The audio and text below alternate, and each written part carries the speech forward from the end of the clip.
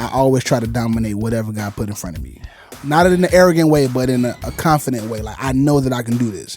Because at the end of the day, God called us to be great.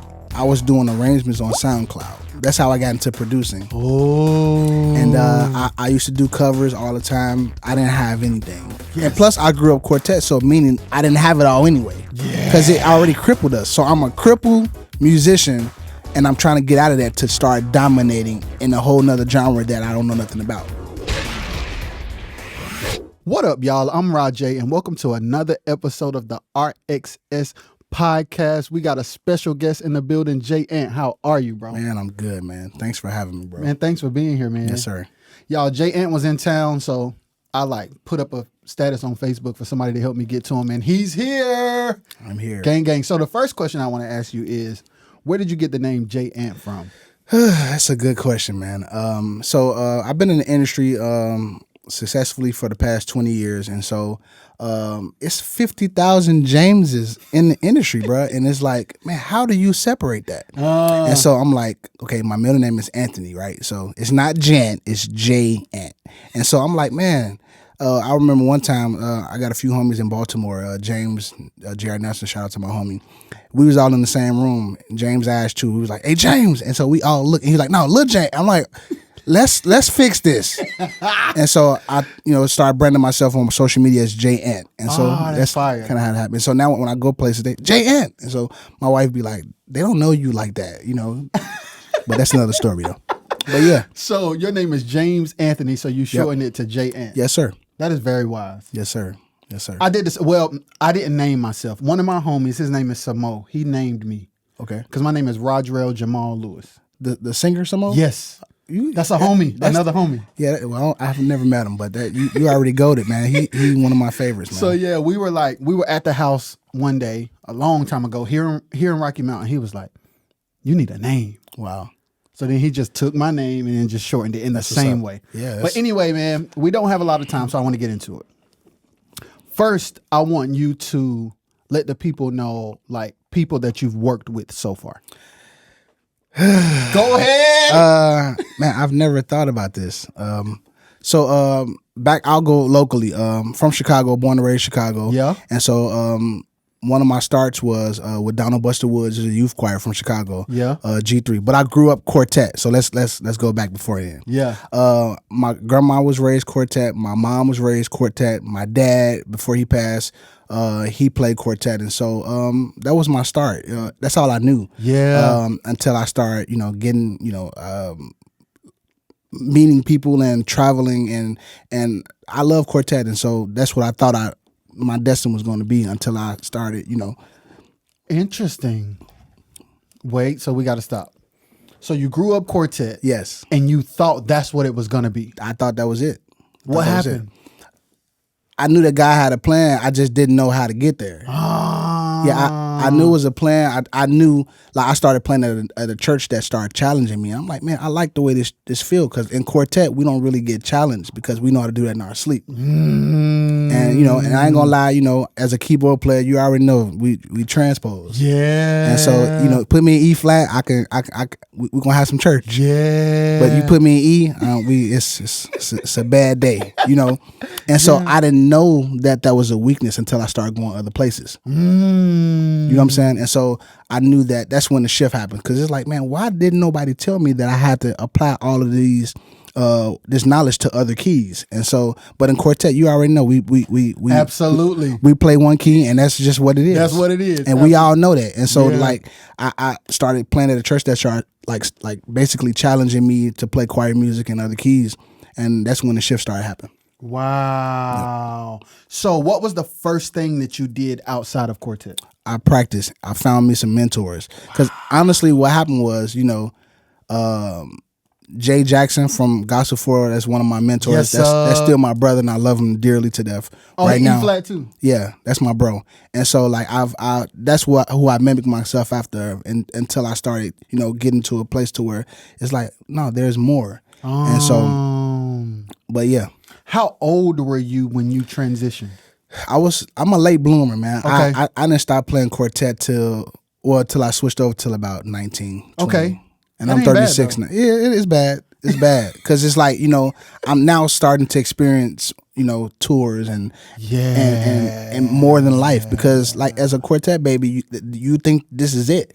Yeah. Like we like how it make us feel. We and then we like going to see the homies. Like I don't really go to quartet programs for the actual music. I go see the family. You know what I'm saying? We go see the people that we see every week. Yeah. And then we get used to doing that every week, and it's like that's who we are and that's what we become. Yep. So then you got some new mentors, you're practicing. Do you remember the first gig that you did that wasn't quartet? Donald Buster Woods and G3. That was probably one of the first things that I've done. It's a youth choir from Chicago, and I still talk to Donald to this day. I'll do anything from him, man. He took time with me. Actually, not just me, but a community of musicians like Thaddeus Johnson, bass player, Isaiah Sharkey, Tony Russell, some of the greatest West Side musicians. And he took time and he gave importance to us and gave us a platform to where it actually groomed us like church. And it was like, all right, you're going to play it's this thing called, what church called Destiny Worship Center on the west side of Chicago, Pastor DeAndre Patterson. Like we all dreamed to play at the broadcast. Like we used to go to broadcast and see them kill every week. And I'm like, man, one of these days, I'm going to play on this broadcast. Yeah. One of these days. And so, long story short, I kept, Donald Buster Woods, he kept, encouraging me and kept pushing me along with playing with the choir. So the choir was just like a stepping stone to playing at the church. Yeah. It basically groomed us to a place to where we can grow. And and that's, a product from the west side of Chicago from that. So you were 19 then? I was about 20 then. Yep, because I met my wife in a few years later. Yep. Let's go, wife. How long you been married? 12 years. Gang, gang. Yeah, 12 wonderful years. Hey, I've been married 13, so I know what it is. So we got to talk about that too. Like for sure. You met her like doing music? No, I actually met my wife at a funeral. And you weren't playing? I was playing. I think it was for one of her family members. And you saw her walk in like. No. So what happened? I saw her, but she's gonna kill me. But I don't care. I saw her at this funeral. This one, MySpace was out. Then I get a random message from this girl like, man, I want to learn how to play, keyboard or whatever. Because the girl, I think the lady funeral, it was her dad's funeral. She was a part of our choir at the church that I was playing for. Okay, makes sense. And so I guess the girl told her who I was, and so I look at my MySpace. I'm like, man, okay, cool, let's do it. And to this day, my wife can't play piano. Because that was it was a setup. Yes, it was. She never wanted to learn how to play the keys. She wanted your boy. That's all that was. Teach you how to play. Yes. Yeah. Can you show me how to play? I'm interested in learning. Like, no, you're not, girl. Shut up. I love you, babe. So you meet her. So at this time when you meet her, you're 20 years old. Mm-hmm. What was the first major gig you did, and how old were you? So it's a youth choir again in Chicago. I don't know why I started off in youth choirs. It's okay. It's perfect, man. This choir named what's the name? Walt Women and the Soul Children. Okay. They got this song called Shabbat. I don't know if you remember that. Hallelujah, Barak. Yep. Praise so the Lord. they made that song famous, and so I was able to travel the world with them. Went to Israel. Been to Israel once with them. Sweden like 4 times. Italy like 6 times. South America, you name it. And so that was my first time really getting away from, quartet and actually stepping out. Because remember, choir music and quartet is two different. It's not the same at all. And you have to know how to play. Was it a struggle at first? Of course. Yeah. And so, but what happened is that I literally put my mind around being able to conquer whatever God put in front of me. And so, like, I know I can do that. Even from, we'll get to that, but like, even like the tour that I'm doing now, I'm used to doing CCM. That's my heart. Even though I grew up quartet, excuse me. And so it's like, for me, I always try to dominate whatever God put in front of me. Yeah, and so I'm playing 4 keyboards, and it's challenging. It's a good challenge. Yeah. But I'm up to any challenge that, like I said, God sets in front of me. Yeah, man. So you're playing for the choir. It's a struggle at first, but you push yourself. Yes. What was the next door that opened from that choir? I got called to do locally. I mean, like Chicago, artists will come in, and it's like, whoever artists or whatever artists come in, I will get called to play for that artist. You know how the artists come in. Yeah. For example, Donnie McClurkin come to Chicago. Hey, I need you to put a band together. So then I, kind of formed a band, and like we were, doing everything that came into Chicago from the West Side. So you were playing like a music director role. Yep. When did that happen? The G3 Buster Woods. He gave, so even before I even started producing, he gave me the green light to just like, and the thing about what I appreciated with him is that it's like he never sat down and actually showed me nothing. He would just say, no, that's not right. Like, this loop is trash. Do it again. Or do this. That's not the right chord. And I'm like, okay, so what's the chord? So even from a theory perspective, he will play the chord. Now I got to literally visualize what this is. And so it was a hard mechanism of learning, but it literally made me who I am today. Yep. So you got the training to do the MD stuff there. So then you get your first opportunity to put bands together in the city. Yep. Did you use a certain group of people every time? Every time. Explain that, because some people get mad about that. So I didn't understand why people use the same people every time, because at the end of the day, my name is on the line. Yeah. And I'm not risking it for you, and you don't put the work in. You don't put the time in. And so I'm calling the same guys every time. Because you already know. Because I know what I'm going to get. Yeah. So how did you first develop a relationship with these guys in the first place? Was it from that same choir? Yep. Wow. And I had my apartment. I didn't even want to get in this, but I had like a little bachelor pad. And so most of these dudes live with me. Oh, man. And so we were learning Let's go. playing music all day. And so that's all we did. Like, it was either that or chasing up chasing up women or Trust something. me, I know. And so it was music and that. We wasn't doing drugs or drinking. It was literally just that and then music all day. And so I lived upstairs from my pastor, the church that I was playing for. And so he, gave me my first apartment, and it was like, I can't pay this all by myself, so I'm gonna bring some of my homies. And that's kind of how that bonded. So listen, bro. Our stories are so similar. So of course I told you in the car that I know Tank. Yeah. I grew up with Tank, right? His daddy was a pastor. We stand at the loft in his daddy apartment. His daddy house. Tank got the loft. Wow. Me, Chris, Greg Cox, Demetrius, all of us together, bro. Wow. So I know what you're talking about. It's girls in rehearsal. Yes, that's it. That's it. I did that all week. All week. That's it. It's girls in rehearsal. There's nothing else to do. Yep. So to hear you, like, to know somebody on the other side of the world living a similar life is crazy, because his dad's church was like, his dad grew up in quartet, but then his dad had a choir. Okay. So we were going through that. Okay. He would teach us, like, I need you to be solid. I need you to be disciplined like quartet is, but I need y'all to step y'all skills up, because we need to be, it's a choir. For sure.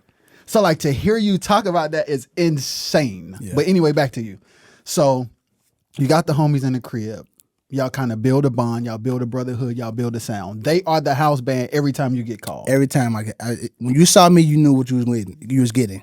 And that's what it was. Were they in your same age range? I was probably a little older than. Okay, so Desmond Davis, he was on drums. Yeah. Adam Brown, bass player, and these are phenomenal musicians. Absolutely. Paul Jones, Rob Woolridge, bass player, and God rest his soul, one of my best friends, Isaiah Robinson. And there was a lot of people that was around us, but that was the core group. That's so fire. And you took the time to, number one, have them with you. So number one, you saw something in them to be like, all right, y'all, let's grind. Let's get it. Because we all grew up in the trenches. And so it's like, man, like, let's dominate. You know what I'm saying? Like, that's what I said earlier, is that, like, anything God put in my, in my face, I'm like, okay, well, it ain't just by happenstance that this happened. I gotta show up. Yes. And plus I grew up quartet, so that means that, I didn't have it all anyway. Yeah. Because it already crippled us. So I'm a crippled musician, and I'm trying to get out of that to start dominating in a whole nother genre that I don't know nothing about. Yeah. But you did it anyway. I had to. Where in the world did you get the belief that it was possible? Well, So my dad was a musician. Yeah. I'm trying to figure out how to put this together. You good, man. And Take so your time. my granddad is he was a musician. My mom was a musician. Yeah. And so it's just like it's in my blood. And so, but I know that they didn't take it to as far as I know that they could. And so even now, I'm still meeting people that knew my dad and was like, man, your dad would be so proud of you. And I'm like, well, I don't even know. Even though I'm grateful for that, I wish I would have known how far he would have took it so I could say, all right, Dad, I'm going to take what you did now. I'm going to maximize it.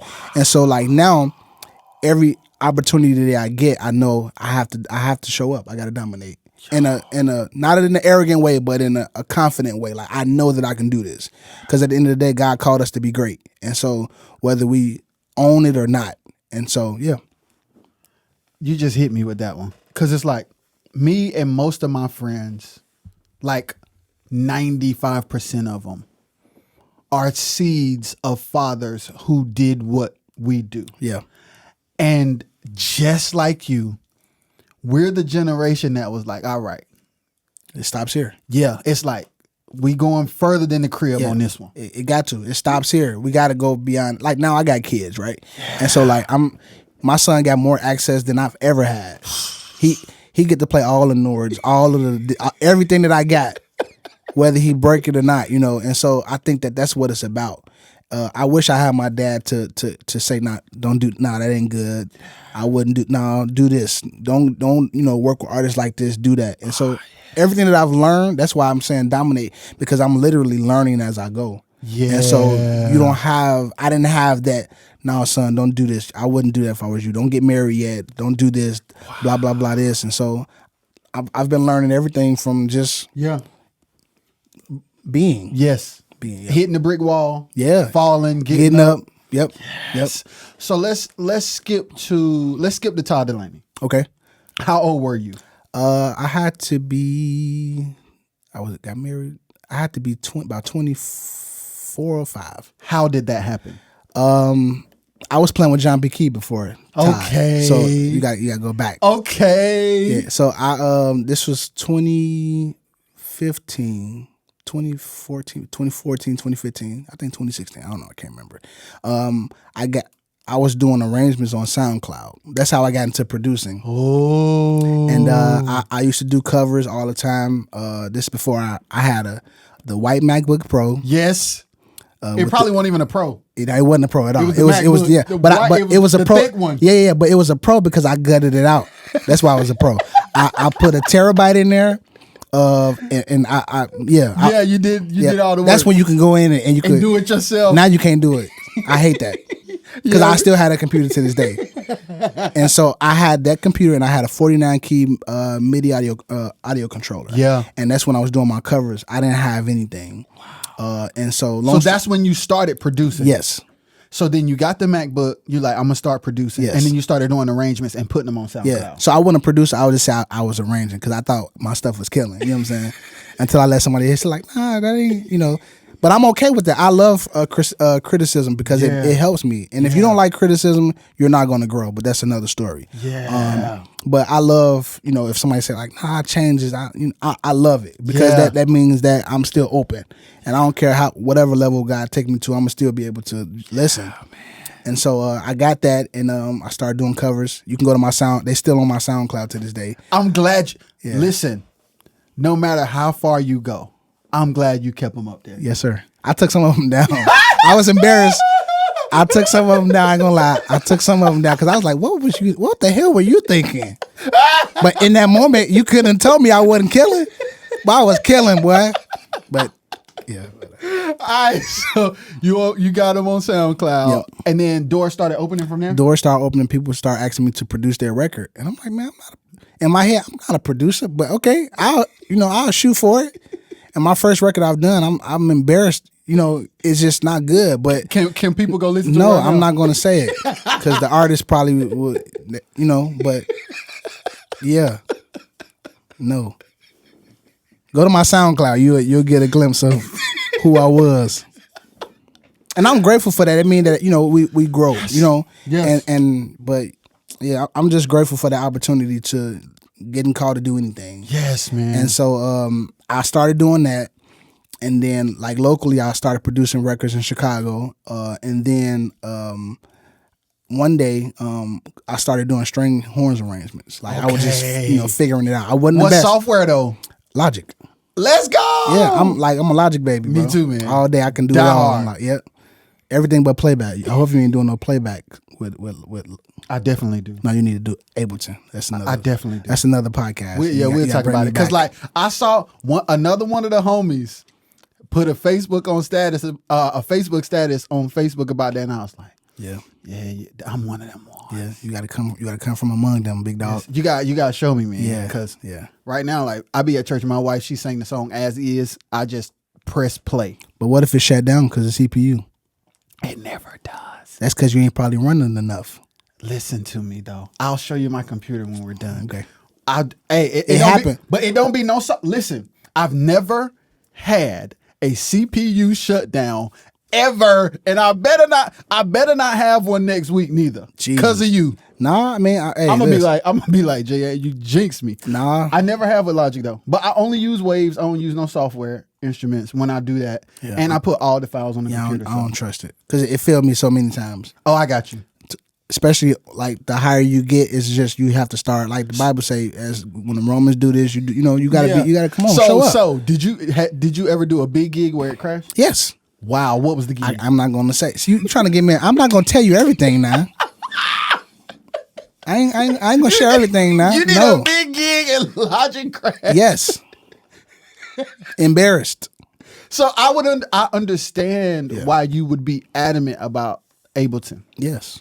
But that's never happened to me. Yeah. Or what happened was I just got found in Ableton a few years back, but what I started doing is bouncing the 2-track to a 2-track and running 2 tracks.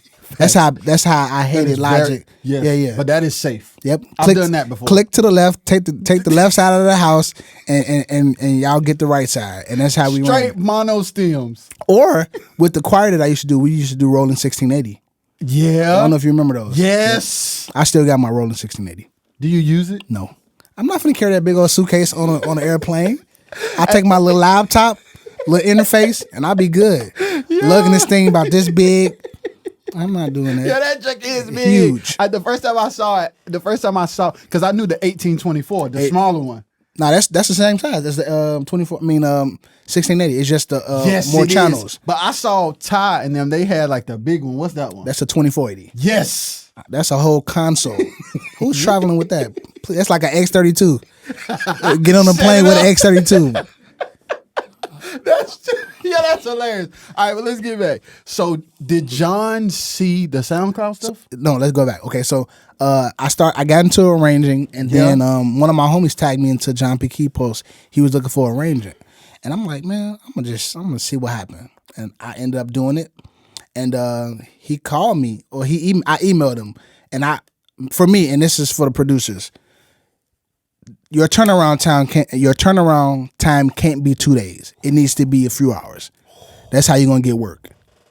I'm gonna say it again for the people in the back. If you're trying to be somebody successful, we can't wait 3-4 days for a turnaround time. Because you got somebody that can do it in 20 minutes. Yes. And so what I did was he put the post out. 20 minutes later, I'm sending him back emails, and he like, man, dang. He said, this is good. Like, what are you doing? I'm like, man, I'm hungry. I'm hungry, and I ain't gonna let this opportunity pass me. He's like, all right, cool. I'm gonna send you another one. I killed that one. Bam, sent it back. He called me at 1:00 in the morning and said, JAnt, what's up, man? It's the preacher. I said, I woke my wife up. I'm like, this John P. Key on the phone. And he's like, hey, man, welcome to the Key team, man. And I'm like, welcome to the team. I'm excited. Like, I'm a part of John P. Key team. And so, long story short, that's how it all started. He sent me track, and I think I did about 30 tracks. At that time, I was just a producer on the road, and so he then. So you won't even wait. You were on the road with him and won't plan. No. I wasn't even on the road with him. I was just working from home. Okay, so let's talk about that. Okay. Because there are some cats who are amazing that don't necessarily want to be on the road. For sure. So you have just revealed that you can be a part of a team that's working from the crib. Yeah. I mean, the pandemic just showed that if you didn't you didn't grab it, you know. I made so much money during the pandemic. I really want to go back because I bought so many keyboards, y'all, during the pandemic. But y'all leave me alone, man. So you working from home, Yes. you doing the arrangements, you getting them to his band, they rocking with your arrangements. No, not. It was songs because John Pastor Key got a catalog. Yeah. And so he's recording songs every other day, probably still to this day. And so I had the opportunity to, you know, be a producer on his role. And so it was life-changing for me. And so how it shifted to me going on the road is that some of his guys end up going out with Lady Gaga and a lot of other places. Yeah. So he ended up calling me. Actually, my first gig was in Raleigh. Let's go, Carolina. It was at a quartet program. That's perfect. Yes, it was not good. I mean, for me, it wasn't good. Why? Because Pastor Key it's like he's gonna send you the songs, so it's a lot of music. Yeah. As a quartet, you already know we got the 1, the 6, the 4. Oh, it ain't happening like that. No, it's a lot of arrangements. It's and so for me, it's like now I got to transition my mind to, you know what I'm saying? And so, as playing with an artist, you know, you have to be that. You have to become that. And so it was a little challenging at first because it was uncomfortable. And my first gig with him was on Mains. And so just imagine the pressure that I felt. It was a lot of pressure. And he was like, man, you did good, man. He was like, I understand. Like, it's okay. Oh, wow. Yeah. That's good too. Yes. So he gave you first time grace. No, I He knew gave you grace for that being the first gig. for sure. But I still knew my way around it with it being a lot of music. Yeah. Now I wouldn't. So you didn't like. So the audience would not have known. No, they wouldn't know getting that. Sitting down. No, because I was like, okay, what I'm doing. Like Morgan Turner was that, so that's my brother, man. He helped me get through it, and so you know, I'm just grateful that I was able to be a part of it. Let's go.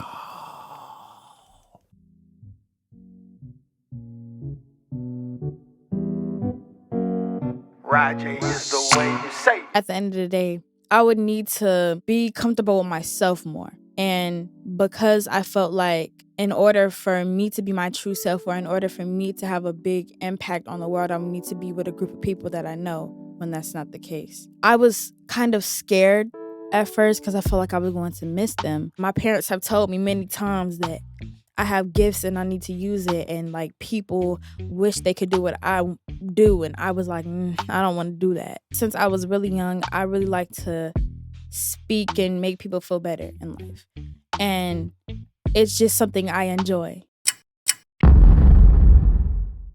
Hi, this is Nay, and that was Nay's Place.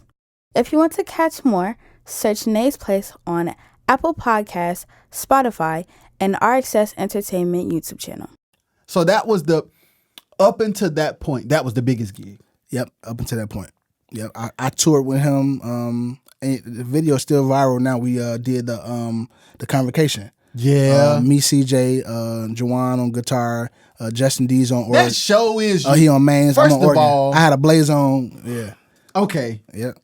Okay. So, because I want to talk about that, but we don't got time. For sure. So, you do that. So, obviously, the next opportunity came with you. You were on the road and just got seen by other people? Well, that's when, when I was playing with him, Todd wasn't who Todd is now. And so Todd, he ended up calling me to just kind of sub for his keyboard play. He was out. And so I was doing spot days for Todd. And is Todd from where you're He's from Chicago. Got it. So you already knew about him the entire time? Yeah, I was actually I've been a fan of Todd since No Other Name. Yeah. And I saw him years ago, and I told my wife, like, man, I would love to play for that dude, because at that point, I'm still trying to develop who I am. Yeah. After coming from quartet, but I knew that it was more, but I just didn't know how to get there. And so and later on in life, I ended up, making it was like a 360 with coming from John and then Todd. So it's like literally, it's like funk gospel to like CCM worship. Yeah. So and was that your introduction into the CCM stuff? Yes. Okay. Yes. So you are well versed because of the situations you've been in. For sure. And I'm noticing that as you tell your story. Yes, sir. So you start out, it's all quartet. That's it. And then it's like gospel, like funk and gospel. Then you Yes. get with Todd, and it's like different world. CCM. All day, 3, 4, 5, 6 with some pads. Yes. So he asked you to do spot dates. So how does it become a permanent thing? He asked me. He ended up transitioning from his old, unit, and he was like, "Man, what do you think?" I'm like, "I would love it.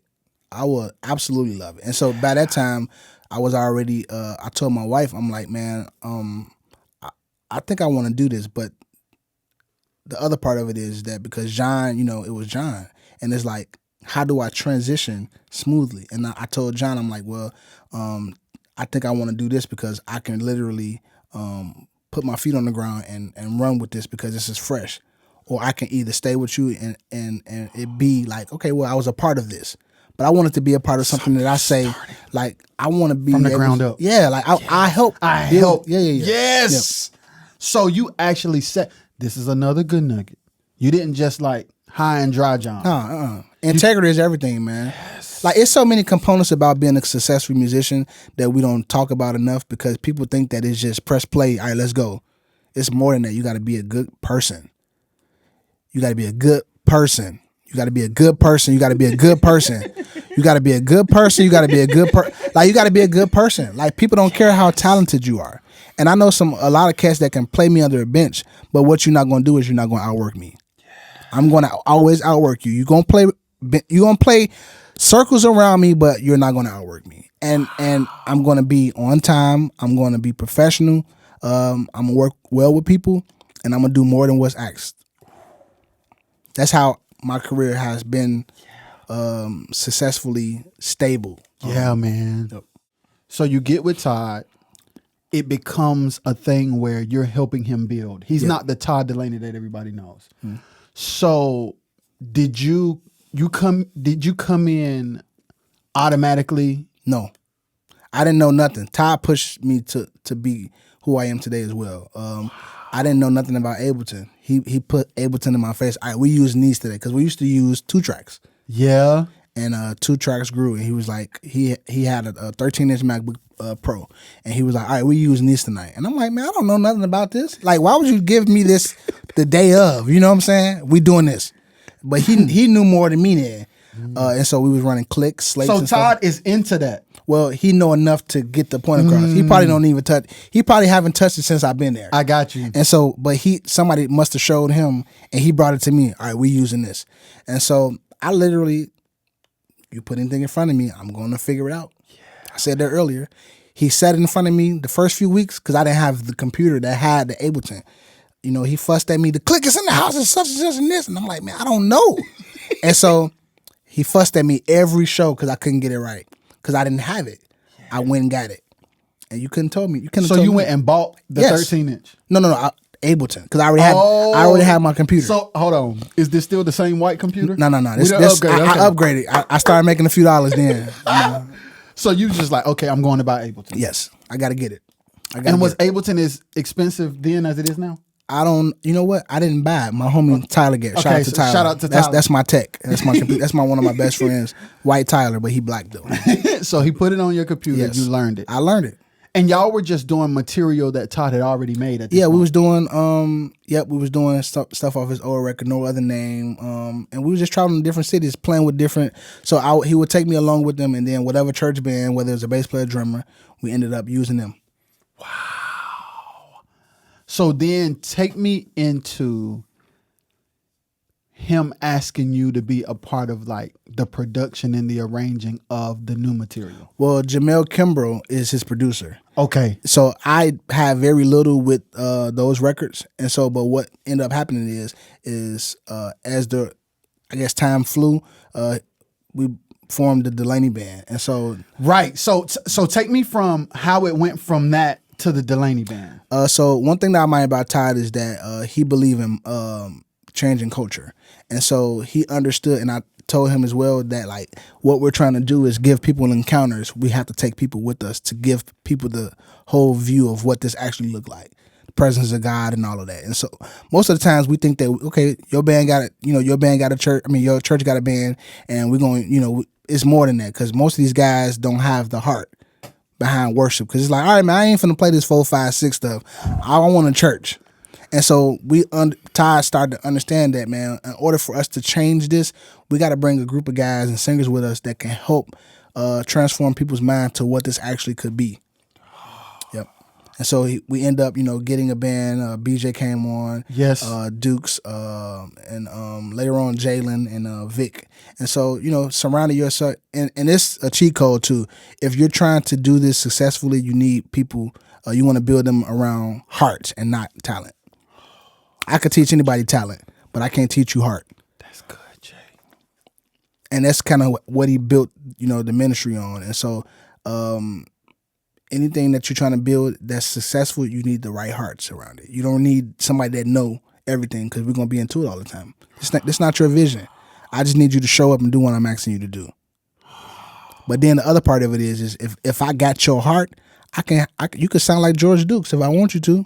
I can sound. You can sound like whoever, Spanky, whatever. If I got your heart, I can get you to, basically, do whatever in a good way, not in a manipulative way. I got you, but in a way that is like, man, I'm just here to grow. Yeah. Yep. So y'all built the Delaney band, and then y'all started. Was it a collaborative effort in the production from that point on? Now, Jamel, shout out to Jamel Kimball. So Jamel produced everything. He produced everything. I just led the band to moments. So what my job was with Todd, he gave me liberty to whatever God is downloading in me in that moment. So for me, I understood my calling as moments. When you want an encounter, when you want something in that moment, I know how to download from God to give it to me, and I express it through music. That's my gift. That's what I was created to do. Yeah. And so, so anything spontaneous or on the fly? Yes, that's all. That's what I did. Yeah, and so that's good. Later on, when we started working on after Your Great Name record, we did the Tablets record. He gave us a little bit. Jamel gave us a little bit more like leeway to be creative. So was Jamel with y'all? No, Jamel. He's a million. No, not he. Well, I ain't gonna put his business, but he's the brains behind. Interesting. Yep. So the arrangements and everything comes from him. Most of them, but okay. like I said, he started like giving us a little leeway. That makes sense with some of the arrangements. So like right now, the Your Great Name record that you probably hear with Todd, that's my arrangement. They still doing it to this day. That's fire, bro. Yep. So, how long did you play with Todd? 7 to 8 years, maybe. Yeah. If you don't mind telling me, was the transition out of that smooth? It could have been smoother. But like I said, with me knowing what's next for me, I always leave it up to God to where it's like, okay, what do you want me to do? And I know that sometimes with transition, it's always going to be chaos because we don't know how to handle it. And so for me, I understand every season of my life, before it gets uncomfortable, I know that, or not before it gets uncomfortable, but I know it's time to move when it get uncomfortable. So you got to a place where you could feel like, okay, it's time. Yeah. And that's every area of my life. Every church I ever played at, it's like it gets because it's like, where you at? What time you gonna be? You know what I'm saying? When it becomes like that, it's like, yeah, it's time to move. And so Ty, that's my brother to this day. I love him to death. Yeah. And so it's just every season comes with that. You know what I'm saying? It ain't dynasties don't last forever. You could look at it from a spiritual perspective, whatever perspective. Look at the Golden State Warriors. Yeah, they don't last. Look at Soundcheck. Yeah. You know what I'm saying? And so it's about making the best of that season. Yes. And then when it's time to move on, be willing to move on. For sure. What did you do next? I moved to Atlanta. Okay. How old were you when you moved to Atlanta? How old are you at this time? I'm 36. I moved to Atlanta when I was 34. No, okay. Yeah, 34, yeah. And so as soon as I moved to Atlanta, I got called to go on tour with Tink. Yeah. Oh, she's Chicago artist as well. And let's go. Yeah, I did that quietly because I felt like the church was going to judge me. So you ain't tell nobody? No, I ain't told no. I ain't posted about it or nothing. You know how the church is. Well, the Lord is going. Yeah, you going to hell, Jay. Yeah. I'm actually in hell now compared to them. Let them tell it. You burning hell wide open. Wide open. So you do the Tink gig. Yep. So now you go from CCM to like R&B. Look, let me go back. Okay. No, it's okay. Okay, so when I moved to Atlanta, I got connected with Maverick. Okay. I end up doing. I end up meeting HB, Aaron, and channeling them in Atlanta. Yeah. I went to the Juneteenth record. Okay. Yes. With Jonathan McReynolds, KJ Scriven. Yeah. Kaylin Carr. Yeah. No. Yep. No. Kaylin went on that one. Yeah. You know, she was on that. Yeah. And so I connected with them. I ended up playing on the record. So I'm on 2 songs. Let's go. On that record. I did that. And then after that, I got connected. I started playing at tribal nights. They used to have this nights where they come out to worship, kind of like what y'all see online. I did that. Like 4 or 5 times. And after that, I ended up going on tour with them. I did like 3 of the last big tour days before the Kingdom tour. Yeah. Yep. So then how did you get connected with Tink? One of my homies recommended me. It was like, hey man, it's relationships. It's always relationships, kind. Can you do this thing? And I'm like, well, I don't really do R&B, but I was like, how much is spent? All right, bet. I'm down. I'm in there. Yeah. So did you talk to your wife or talk to God, or did you think about it like, I'm not sure if I should do this, or did you go ahead and dive in? Like I said earlier, and all this, hopefully when you watch this, it's all gonna line up. Anything that God put in front of my face, I gotta execute it. Yes. Anything. If you put jazz in front of me, I'm not a jazz major, none of that. I'm gonna figure out a way to conquer it. Yeah. Anything. Anything. Yeah. And that's how my mind, because I come from nothing. And so any opportunity that's presented to me, I know that God wants me to do it. Now, if you tell me selling my soul, no, that's something else. But regarding music and what I was called to do, you can put me anywhere. And I'll figure it out. And I'm not saying that I'm the best, I'm the greatest, but I do know that God called me to dominate in this world. Yes, sir. Yep. So you do the Tink gig under the radar. Yep. How was that experience? I loved it. Great people. I ended up leading prayer every night for the tour. And so my thing is I don't never want to have to be somebody else. I want to be myself at all times. In any room that you go in, you're going to be any place. I'm going to be goofy. I'm going to talk about you. We're going to laugh. We're going to cry.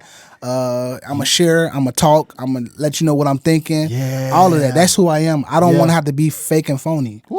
You know what I'm saying? And so I just feel like that people get in these rooms and they try to be something that they're not. And I'm not called to like that. They conform. Yeah, I'm not doing that. Yeah. This is who I am. And whether you take it or love it. And so, did you build a chemistry with band members from there? It was just me. It was me and the DJ. Interesting. Yep. So I ended up. I had the opportunity to help arrange some of her show. Shout out to my big bro. He live in L.A. Kevin Randolph. Let's go. He came to my crib, and he's a Grammy-nominated producer.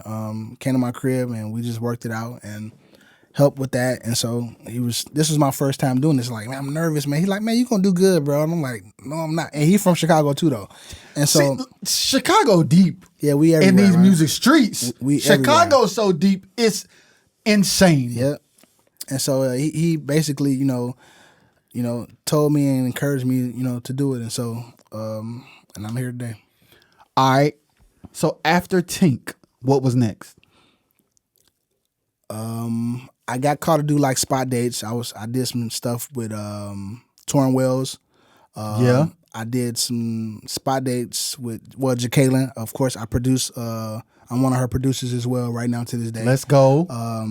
Christmas single is out now. Great Christmas. I produced that. Plug. That's my sister. I love her. Yeah. Her entire family.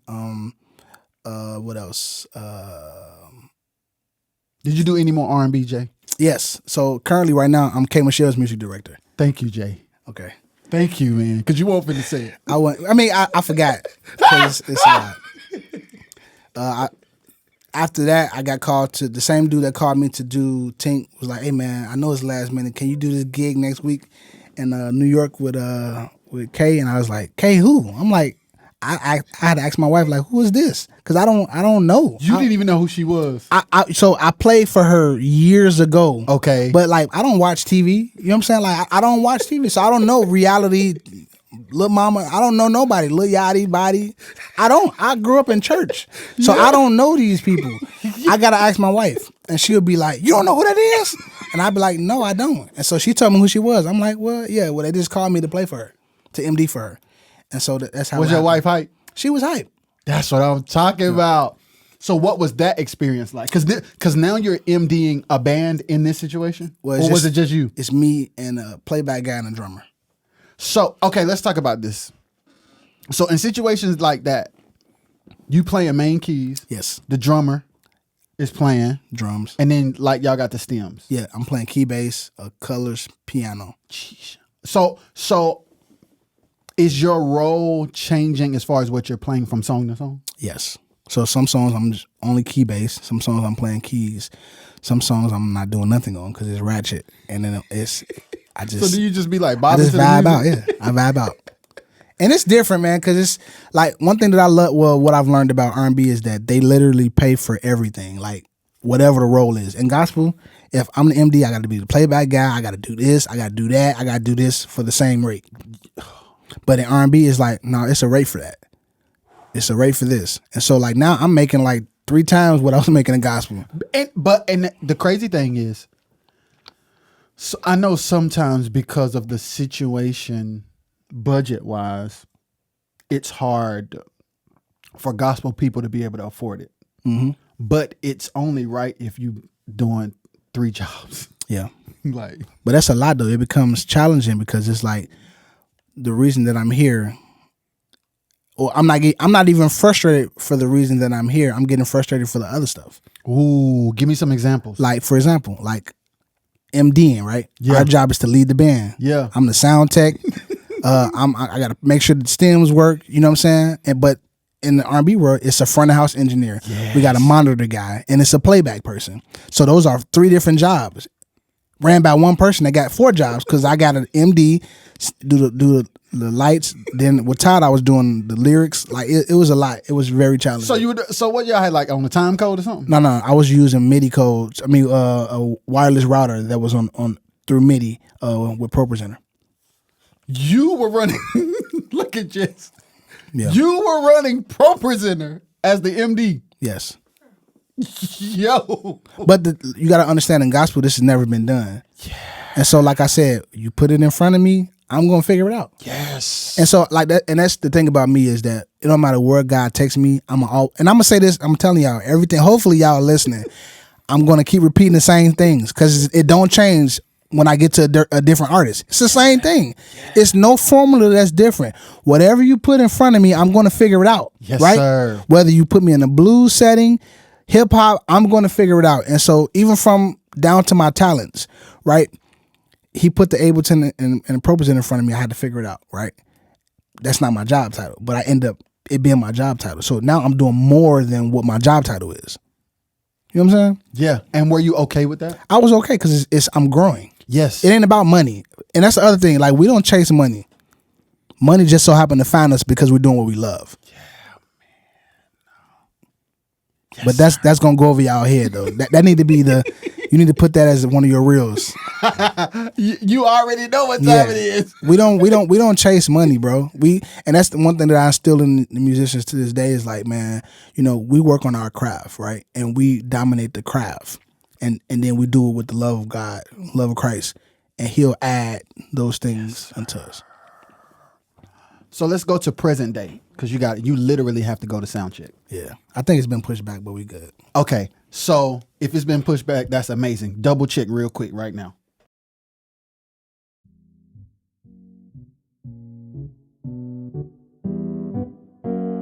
Roger is the way you say. If you can't hold your mule, don't give it to somebody that don't deserve it. Nah, Please don't. you know he out here sleeping with everybody, Don't do it. and you gonna do it because it feel good. Why? Cause he got a big thing or something. That ain't. You know how many men folk around here? Never mind. I'm just.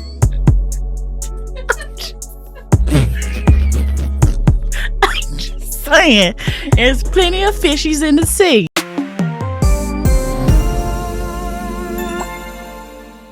If you enjoyed this clip of Be For Real, you can watch the full video. Just head over to RXS Entertainment YouTube channel. You can also listen on Apple Podcasts and Spotify. Just type in BEFUHREAL. Since K Michelle, have you been doing any other like live stuff? No. Interesting. Yeah. So okay. What about production? Yes. Okay. Well, so I travel with Daryl Pedersen Take Two when I'm Let's go. when I ain't on my off days. I love Pastor, man. So you went. So when did you start back doing quartet? So I got a family group too. Let's talk about it. 10 White and Refocus. Well, it used to be 10 White and Refocus, but it's Refocus now. Okay. Yep. Okay. So when you say family, do you mean literal family? Yeah. So my two brothers, like blood brothers. I'm the middle brother. I got an older brother. His name is Stephen Jr. Yeah. Anderson. Then it's me. Then I got a little brother named Maurice Anderson. And y'all are refocused. Yes. So we used to be so many things when it come to names. People just don't do right by us because we're misunderstood, and so people think that they're gonna come in and just change our culture and what we built. And so like now, next we're not putting nobody name in front of nothing else because I get to produce these records and you don't get to just act crazy. So wait, explain what you're saying, sir, because you are talking with your whole chest. Yes, I'll you say it again. standing on business for real. On phone now. But long story short, me and my brothers, like I said, we grew up in quartet. Yeah. I got a family. My sisters sing, my mom sing, my brothers sing, and so we always would sing around the house and stuff like that. But I'm not a lead singer. None of my brothers. We the harmony. Like we could sing anything. And so we always wanted to connect with somebody that understood who we were and that can take what we give them and magnify it. And so we've been a part of a lot of groups, but they just didn't do right by us because they... I got it now. You get it? Because taking on a lead singer role... You think this yours. Yeah. And it's not. This is ours. And so this is ours. Ours, as if I was in Chicago. This ours. Ours. And so, and I get it, you know what I'm saying? It's so good, and now you're like, man, we got to do this. And it's like, no, we need to talk through this. Because I'm producing all the records, I'm writing all the music. And so all those records I produce, and I've written the music. And so you're not finna take what we did and be like, oh yeah, this is what we doing. I'm like, no, nigga, like we got to talk through this. Yeah. And that's basically, that's how it is. But like I said, in every season, man, God always, it gets uncomfortable. Yes. It gets uncomfortable. So it got to a place where it got uncomfortable, and then you and your brothers decided it's just us now. No, I left because I said that maybe it's me. Maybe it's me. And so I said, man, I'll help from afar. But I knew that that my time was drawing near. Wow. So then it ended, and from there, you're doing everything else you're doing, of course. Yep. How in the world, number one, you from Chicago. Mm-hmm. Daryl Pettis in Memphis, right? Yep. Wow. So Fred Perry is one of my best friends. Shout out Fred. Yeah, that's my brother. Yeah. And so we got connected over the years, and we was doing music. And he said one day, he's like, man, Pastor, he talked about you, and he was like, man, because I told Fred that I wasn't down, so I'm sure Fred probably said, hey man, he ain't with Refocus no more, man. We need to grind this nigga, man. I'm pretty sure that's how it happened. So I guess Pastor, he probably slept on it and prayed on it, and he was just kept saying like, man, after a while, I think I was going for my brother's group for a few months, and so he was like, Pastor told him like, man, I just kept having dreams about you being a part of Take Two, and I was like, all right, Pastor, I don't really want to do like because quartets don't pay, like I'm not doing that. I'm not coming out here for $100, like you know what I'm saying. I'm not doing that. Because I'm used to making a lot of money. And so I'm not driving nowhere. Y'all going to fly me. Like. So wait, because you got a little bit of time. So we have to pause. Okay. Sometimes I feel a little weird talking about it. Mm-hmm. But it's true, Jay. You got to drive your own car. Yeah. Yep. You got to put your own gear in the trunk. Yep. You got to buy your own food. Yep. You got to share a room if there is one. Yep. And then they pay you like nothing. For sure. But one thing I can say about Pastor is that and that's why I rock with him, because as a leader, like he literally checks on me. Wow. Most of these artists that we play for, they don't really care about us. No, they don't. So Pastor called me and said, hey man, I'm praying for you, man. Like anything I could do. And so for me, even before anything else, I appreciate that. And I tell him all the time, man, if you keep doing that, you got me. Yeah. Because I think that we don't get that enough in church. That's they pay us to come and make sure that they stuff sound good, but they don't really check on the person. The person. Like we matter, and so even before whatever, and so it don't matter. Pastor could say, "Hey, we ain't getting paid," and I still do it because I love him and I appreciate what he do for me and my family. So your relationship with him put you in a place where you viewed playing for him different than just gigging. Yes, absolutely. God, that's Yep. good. And so, of course, with Pastor, we're going to have encounters. Yes. And that's one thing that's different from every quartet group. I don't want to hear a drive. Like, people, literally, their lives are on the line. And what are we giving them? You know what I'm saying? And so just to back it up, so Pastor like, man, whatever you need. And so Pastor paid me pretty good. Yeah. And so they give me flights. And so he's changing the culture from what quartet actually looked like. Yes. And so shout out to my group, Pastor Derek Pedersen, Take Two. Yeah, because like, we got to talk about it here because we both quartet boys. Yep. There's this thing where, I don't know why, maybe you know why, because you're a little bit older than me. But it's like, when do we decide that this standard is too low? When opportunity come. Because you don't know if it's too low if you ain't never experienced none of those. Interesting. It's like this, like, how do you know what good living is if you never lived in a good house, or driven a good car? Like, how do you know this haircut is not really good unless you experience top notch? Like, it's levels to everything. Yes. Like, for example, iPhones, computers. We know that this computer is old because it's slow, right? And it's like, I got to get something else. And then we get upgraded and then we see something else like, oh man, this is way better. Yeah. And then it's like, now I lost this computer, it got stolen. Now I got to revert back to this old computer that's really slow. You like, oh no, no sir, I can't do this. I got to get me a new computer. Whoa. You know what I'm saying? And so it's like that, like God. And so my mental space when it comes to stuff like that, I always tell people that if God wanted me to see it, he wanted me to conquer it.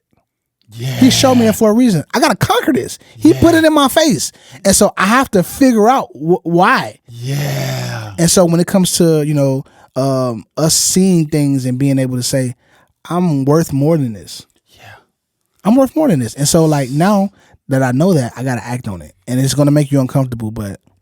And I love the fact that Pastor Pettis respected it. Yep. Because some quartet artists will just fire you and hire the person that's okay with the crumbs. Yeah. And that's not, I've seen it happen. Jesus.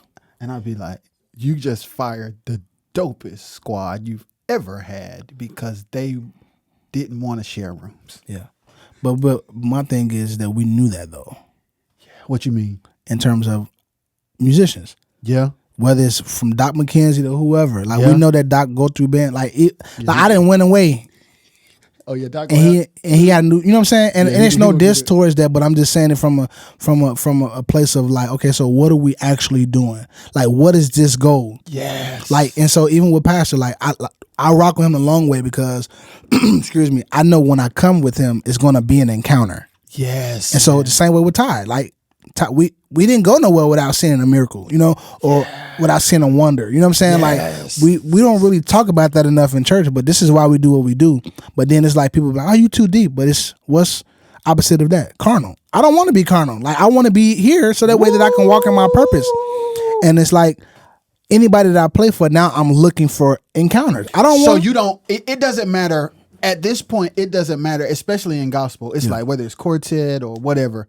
You're still looking to be a part of. Like Daryl Pettis got that thing too. Yeah. He built different. Yep. And so the same way with Tim White, it was the same way. And so it was just like, we have to figure out what this actually is. And so, but like I said, pride gets in the way of things. Yeah. And even before that happens, the destruction, it has to happen because it's like, this is what it is. But, people have their own mental space in what they actually thinking to go through with whatever. Yeah. And not communicating. But, it is what it is. Every season of my life, man, I go from from good to greater. And I'm okay with that. So what are some of through all of this from when you started up until now, what has been some of the biggest challenges that you faced?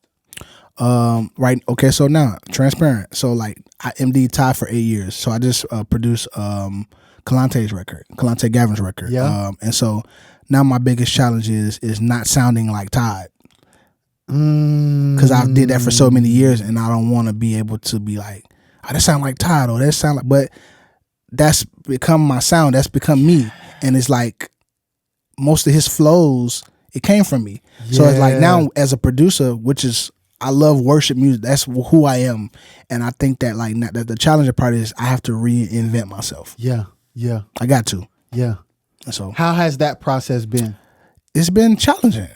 Listening to different music, but with creating moments or being a producer, I have to step out. And so like my next challenge is now listening to different music. Yes, sir. Yep. Yes, sir. Yeah, I'm proud of you for saying that out loud, man. Yeah. Cause some people are either too ashamed to say that. You won't grow. Like I said earlier, life is about we have to move to the next level, and you have to literally face those things that are holding us back. Like I gotta say it. Even in marriage, like most of the things that I've encountered is not being able to communicate, and so I had to learn how to communicate in order to have a successful anything that like I had to communicate with you to let you know I was gonna be here today. Yes. What if I would have just been like, oh yeah, cool, and you like, hey, you gonna come, and then you never hear back from me? It's like, you gonna come? Well, I got my team communication. And so being able to, I've learned how to do that over the years. And so I've learned to, talk through what those things are so that way that I can be better. And that's the only way. I still want to grow. I still want to do other things. But the only way that I can do it is if I understand that these are my shortcomings and I got to talk through that. And sometimes it could be vulnerable. Men, we don't really like being vulnerable.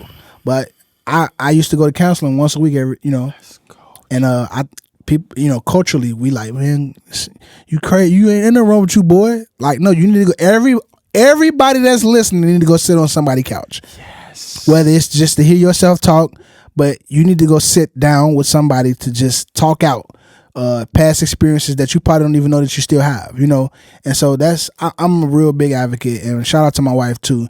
She helped me to talk through some of my challenges so that way that I can be better. And like I can feel like that it's genuine from me. Yeah, man. Like it's like I always want to be growing at all times. I got you. And whatever it takes, whatever I need to hear, whatever I need to go through, I'm down. Yep. Bro, that's huge. Yeah, man. Cause that's huge. Cause it's not easy. It's not easy. No, it's not. Cause sometimes you're gonna be embarrassed. Sometimes you're gonna be humiliated. Mm-hmm. Sometimes you're gonna be confused. Misunderstood. Oh. Yeah. Do you have any situation that sticks out where you were misunderstood the most? Is there any situation where you were like, they just don't get it? Yeah, with my family. And those are some of the people that, and I love my family. Like we're in good standing. So before I say that, I wanted to say that. Yes. There are some of the people that keeps you here. Mm-hmm. And it's like, with that is like, I always have to be the big dog with them to prove to them that this is who I am. Like, even though these accolades, it mean everything to everybody else, to my family, oh, that's just me. Oh, that's just James, I'm not, I ain't JAnt, I ain't none of that. Oh, that's just you.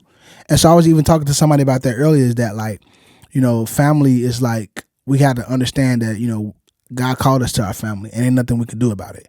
And so, but that still don't stop us from sharing what the truth is. And the truth is like, I know who I am. Like, I got, awards, you know what I'm saying? Like, but I can't really talk. Oh, you arrogant. No, I'm just telling you. Like, this is what I do. Yeah. And so it's like, the challenging part is with family is like, they try to keep you here. And but yeah. They're so familiar with you that they don't even they don't respect who you've become outside of what they've always known. Yep. And they're gonna remind you that you just James. Yep. But now they're doing better now. Like, hopefully they watch this. But I love y'all. And but I'm always gonna tell you how I feel. Yeah. Whether if it comes out and hurt you, but it depends on how you said it to me. And so, excuse me. But yeah. So now what do you have going on? What's going on musically now? I'm on tour right now with Fred Hammond. Let's go. Doing a worship live tour. How did that happen? Actually, the K Michelle, front of house engineer is Ray Hammond, and that's why it's Yo, that's crazy. That's Fred's brother. Yep. And so he was doing front of house. I ended up meeting him, and we end up he ended up we talked, and he was like, "Man, would you do a Fred?" I'm like, "Heck yeah!" Like that ain't nothing to talk about. You know what I'm saying? But I end up being a good person on that gig, and he saw me handling that gig under pressure, and he was like, "Dude, I would love to for you to come over with us." Whoa. Yep. Did you have the audition? No. Let's. No rehearsal. My first gig, I showed up. No rehearsal. They sent the music, and I've been there ever since. Is this the first gig where you've played so much ox? Yes, in my entire career. Is your head spinning? Listen, I just watched one of your IG videos, and I saw the way you were looking at the keyboards. Like, okay, I gotta make sure these sounds is on the sound that I want to use. Yes, and then I saw you like, I think you tried to play like the synth lead and the volume wasn't up or something. I said, Jay, I just seen that. Yeah, I'm like, yeah, he working. Yeah, it's but like I said, you put it in front of me, I'm gonna figure it out. And I'm not saying I'm the best at whatever. I just know that for me, I try to dominate, and try to do the best that I can. But Jay, you're really you're really good though. Like for people who know, but if you don't know, you can't do all of these things he's saying if you're not good. Or a good person. I'm a good person. Shut up, man. But yeah, like the idea that every situation that you've been in, it's the first. Yes. Every time. Yes. And it's like that mentality of like, hey man, if God put it before me, he wants me to not only conquer it, but dominate it. Yeah. Bro. Mm-hmm. And it's like, it's just going to continue. For sure. Especially with being a good person. Like you put yourself in situations, your gift takes you places that who you are has allowed you to stay there, grow there, to be sustained there, and then to be taken to the next level. Mm-hmm. And a lot of people get frustrated with being extremely talented, but stagnant. Mm-hmm. So like hearing your story makes it very evident that 9 times out of 10, when you're stuck, it's not because of your inability to execute your craft. Yeah. It is the person.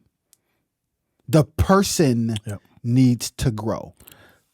The person needs to catch up to the skill level. So another thing or another place that I use to grow is church. Yes, sir. I will employ every musician that's, I guess, whether you're 14, whatever your age is take your church platform and make it your own. That's how I got into everything that I'm doing. My church, every church that I ever played for, the pastor gave me liberty to just, and I know how to grow churches too. That's another story for another moment, but music ministry, all of that. And so I use church platform to grow as a musician. Yeah, man. Play all these keyboards. I was playing at the church. I was playing organ. I had main keys over here. I had a whole spaceship about 15 years ago. And I knew that someday that I was going to do this. I didn't know it was going to be later on. But here's the thing. So on this tour, have you thought about that church? Yes, absolutely. Because I'm doing the exact same thing I was doing 15, 20 years ago. Did you get emotional, Jay? No, I didn't get emotional. I'm proud of you. I would have got emotional. Like you know those movie shots where like say for instance, where you come from, like you sitting on the stage, but then it flashed back to the where I don't even know if I got any pictures of that. I was try to see if somebody got one. Jesus, you need to put the tour you on now, and then when you were at that church. That's good. I'm gonna find that. Yo, man, I hope you find it all. Yeah. Before we go, man, is there anything that you want people to know about you or in general? Well, I love God, man. My whole career been based off that. I love my family. I just love the art of music. I love being around good people. I just try to stay out of trouble. I mean, that's it. I don't think it's no, it ain't no, no secret box or anything like that. Life is what it's gonna be. I made some bad mistakes as well. And so, just keep living and just, figure out what to do and what not to do. That's Before we go, because you just said something, I have to ask a question. What has been one of the biggest mistakes you made, and what was the recovery? that's a good question. One of my biggest mistakes is, I gotta think about that, dog. That's loaded. One of my biggest mistakes is not really leaving from quartet sooner than I thought. Cause I felt like I'm behind, and I said that earlier. I felt like I waited. I'm a late bloomer. I felt like if I would have, but the other part of it is I'm keeping a buck with you. If I was as good as what I wanted, I would have been arrogant. So that's probably why God didn't want me to do that. Cause I in my mind I can play like Corey Henry, but my fingers just won't allow me to. And so if I could do that, I would be like, nobody in here is better than me. You know. Yes. He wouldn't let me do that. So I think I won't say a mistake, but that's what I think. That I wanted to be able to start a little earlier, so that way that I can be better. Yes. But at this point, you still good, Jay. Praise the Lord. Hallelujah. At this point, it's like, the crazy thing is, I know exactly what you're saying, because it can feel like you're losing time on the hamster wheel. For sure. And some situations can have you like 5, 6, 10 years on the hamster wheel. Yeah. So I do understand. Right. Even this tour, like Philip is playing the hell out of this piano. Listen, he's every one of the night. That's it. Bro. I don't even want to talk about Philip, but he's inspired me so much that I said, dude, I just need to do lessons with you once a week. I just need to articulate like why you thinking like this. And if I start doing that, I'm gonna be okay. I'm gonna start posting all the code video. I'm gonna start showing up on all y'all. I'm telling you. So after you get your lessons with Phil, it's over. I'm posting all. Listen. I'm playing Flight of the Bumble. I'm playing everything. I'm telling you now. Just a heads up. When Phil started giving me lessons once a week, it's over with. Yo! And where's Phil from? Chicago. Of course I knew that, but I had to ask just for the... Yes. Like...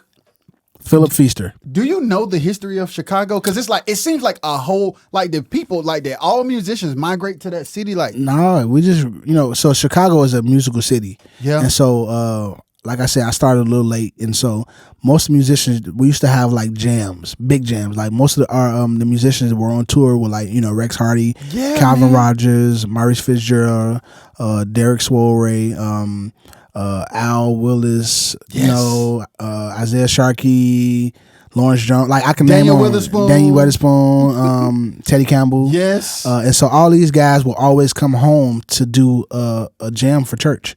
And so they would invite the up and coming musicians there to kind of just spotlight your gift and just be poured into. So did you ever see Phil before?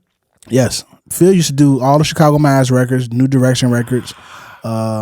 He used to do Joshua Troop, like Phase 2, like. Did you have any idea like one day I'm gonna share the stage with you? No, I didn't know. Kevin Vassar was one of my favorite artists growing up in Chicago. This was around the time I was transitioning from quartet, and Varro and them used to play with Kevin, and they used to come and rip. Yeah, and I love Philip because he's just different. Like, he's very different. He I remember one time he used to mix harpsichord the sound with the piano patch, and I used to be like, that is so cold. Like who? Like how did you think of that? Because harpsichords we'll just go right through the sound. Like I ain't using this sound, but he literally implemented it in his sound. And I'm like, man, like you different. And then like not only that, like he carried the oil. Yeah. And so like I wanted to be different. I'm sorry to cut you off. No, you good. But I love that as a musician, that's important to you. But it's not important to the social media though. We want to see the glam and the lights and all that foolishness. It's like that stuff gonna go away. Then what you got? Yeah, you got a memory. Yeah, I want to be able to be like, man, I remember what I felt when I heard that. You know what I'm saying? Yes, sir. So, yes, sir. Yep. Any advice to up and coming musicians? Practice. I know it. And one thing that I hate to, they don't want to hear this, but it's just the truth. The reality is you have to practice. Got to.